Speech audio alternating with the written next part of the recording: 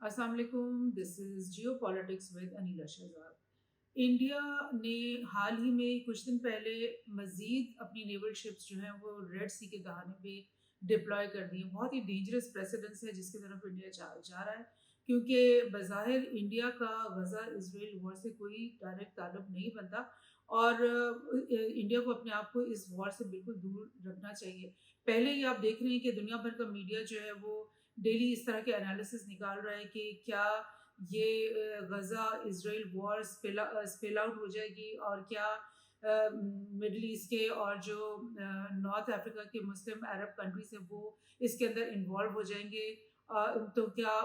یہ جو وار ہے یہ ایونچولی ورلڈ وار 3 کی طرف تو نہیں چلی جائے گی. تو اس صورتحال میں انڈیا کا اپنے آپ کو یہاں پہ لے کر آنا اور اس وار کا حصہ بننا بہت ہی ڈینجرس پریسیڈنس بن جاتا ہے. جو مڈل ایسٹ کی کنٹری ہیں، جو عرب کنٹریز ہیں، ان کا تو ایک ہسٹوریکل ریلیشن شپ ہے فلسطین کی انڈیپینڈنس اسٹرگل کے ساتھ، اور اسرائیل پیلسٹین کانفلکٹ کے ساتھ ان کا ایک بہت گہرا تعلق ہے. اور اسی وجہ سے اگر وہ کوئی بھی اقدامات کرتے ہیں، کسی طرح سے بھی اس وار کے اندر حصہ لیتے ہیں، تو اس کے لیے وہ اپنے آپ کو حق بجانب سمجھتے ہیں، اور وہ یہ سمجھتے ہیں کہ وہ اپنے اقدامات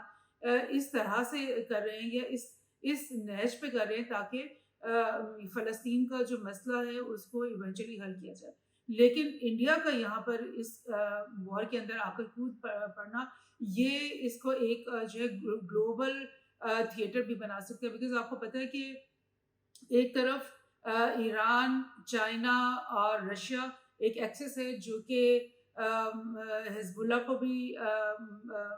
بیک کر رہا ہے، جو کہ یمن کے حوثیز کو بھی بیک کر رہا ہے، اور وہ اس سیناریو کو بیک کر رہے ہیں کہ فلسطین کو آزاد ہونا ہے اور حماس کو یہ وار جیتنی ہے. اور دوسری طرف سے یو ایس، اور آپ اگر اسرائیل کو لے لیں اور تمام یورپین ان کے الائز کو لے لیں، تو وہ ایک الٹ گیم کھیل رہے ہیں جس میں وہ ان کی پوری کوشش ہے کہ اسرائیل کسی نہ کسی طرح سے اس جنگ کو جیت لے. اب انڈیا کا اس کے اندر شامل ہونے کا کیا مطلب ہے؟ اگر آپ کو یاد ہو، میں آپ کو پہلے بھی کافی دفعہ یہ بتا چکی ہوں کہ انڈیا جو ہے وہ کوڈ کا حصہ ہے، اور کوڈ کا مطلب ہے ایک ڈیفنس الائنس جو کہ یو ایس، آسٹریلیا اور جاپان اور انڈیا کے بیچ میں، ان 4 ممالک کے بیچ میں. اور کوڈ کا یہ اسٹیٹڈ ایم ہے کہ ہم نے چائنا کی جو ڈیولپمنٹ ہے، اکنامک جو گلوبل پاور بننے جا رہا ہے اور جو کہ ایک ریجنل پاور بننے جا رہا ہے، اس کو ہم روکیں گے، اور اس کو ہم چائنا کو جو ہے ایک ریجنل یا گلوبل پاور نہیں بننے دیں گے. اب اس صورتحال میں اگر انڈیا جو ہے وہ اس وار میں کود پڑتا ہے، اور اس میں یہ بھی ہمیں یاد رکھنا چاہیے کہ اسرائیل کے ساتھ انڈیا کے بہت گہرے تعلقات ہیں. جب سے یہ مودی سرکار آئی ہے، مودی کا ایک وزٹ بھی ہوا تھا اسرائیل کا، اس نے بہت دوستی اور محبت کا اظہار نیتن یاہو نے اور مودی نے کیا تھا آپس میں. اور اس وقت سے اب تک ان کا یہی نیریٹو چلا آ رہا ہے کہ جو غزہ کے لوگ ہیں اور فلسطین کے لوگ ہیں وہ ٹیررسٹ ہیں، جو کہ ہمارے خیال میں اپنی آزادی کے لیے جدوجہد کریں، لیکن اسرائیل کے خلاف کے خیال میں وہ ٹیررسٹ ہیں. اسی طرح سے مودی کہتا ہے کہ جو کشمیر میں لوگ اپنی آزادی کی جدوجہد کریں، وہ انڈیا ان کو ٹیررسٹ کہتا ہے. تو اس طرح سے ان دونوں لیڈرز کا جو ہے ایک آئیڈیولوجیکل ایک جو ون پیج کے اوپر یہ ہے، اور یہ ان کی جو آئیڈیالوجی ہے جو ایک سینسٹر قسم کی آئیڈیالوجی ہے کہ یہ اپنے دونوں جو آکیوپائڈ ٹیریٹریز ہیں، جیسے انڈیا نے کشمیر کو آکیوپائی کیا ہوا ہے، اسی طرح اسرائیل نے فلسطین کے لینڈ کو آکیوپائی کیا ہوا ہے. اور وہ آکیوپائی کرنے کے بعد ان لوگوں کو جن کو انہوں نے اپریس کیا ہوا ہے، ان کو وہ کہتے ہیں کہ یہی ٹیررسٹ ہے اور یہی ملیٹنٹس ہے، اور ان کو ہم نے ان کا صفایا کرنا ہے. سو اس صورتحال میں اگر انڈیا یہاں پہ جمپ ان کرے گا تو فوری طور پہ چائنا اور رشیا اور ایران اور ایون سعودی عرب اور یہ سب لوگ سمجھیں گے کہ یہ اسرائیل کے حق میں یہاں اتر آئے. آلدھو کہ جو انڈین حکومت ہے وہ تو یہ نہیں کہہ رہی، وہ جے شنکر جو ان کا فارن منسٹر ہے، اس کی میں آپ کو یہ نیوز شیئر کرتی ہوں جس میں وہ کہہ رہے ہیں کہ ہم جو ہے ایک پائریسی کو کنٹرول کرنے کے لیے یہاں پہ ہم آئے ہیں، کیونکہ جیسے ہی